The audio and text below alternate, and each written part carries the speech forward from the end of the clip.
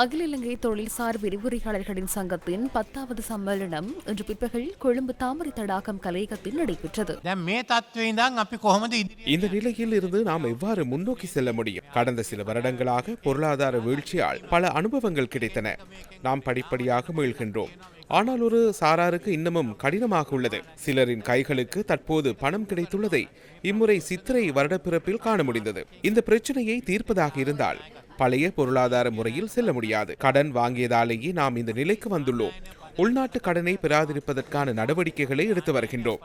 ஆனால் நாம் இறக்குமதியை அடிப்படையாக கொண்ட பொருளாதாரத்தை நம்பியுள்ளோம். எமது இறக்குமதி ஏற்றுமதியை விட அதிகமாகும். ஒவ்வொரு வருடமும் மீண்டும் கடன் பெற நேரிடுகிறது. இன்று இதற்கு தீர்வு கண்டாலும் பொருளாதாரத்தை மாற்றாவிட்டால் இன்னும் 10-15 வருடங்களில் மீண்டும் பொருளாதாரத்தில் சரிவு ஏற்படும். இதனை சீர் செய்யும் அதேவேளை உகந்த கல்வி முறையொன்றை நாம் ஏற்படுத்த வேண்டும். கல்வியை அரசியல் கால்பந்தாக்க மாற்றக்கூடாது.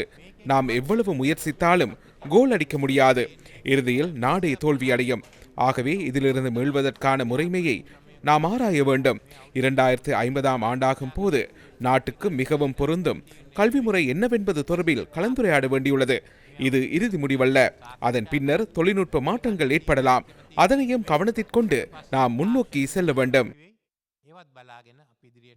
அகில இலங்கை தொழில்சார் விரிவுரையாளர்கள் சங்கத்தின் ஆரம்பகால உறுப்பினரும் சிரேஷ்ட விரிவுரையாளருமான கே ஆரியசிங்கவுக்கு சிரேஷ்ட ஆசிரியர் விருதும் ஏனைய விரிவுரையாளர்களுக்கு விருதுகளும் ஜனாதிபதியால் வழங்கி வைக்கப்பட்டன.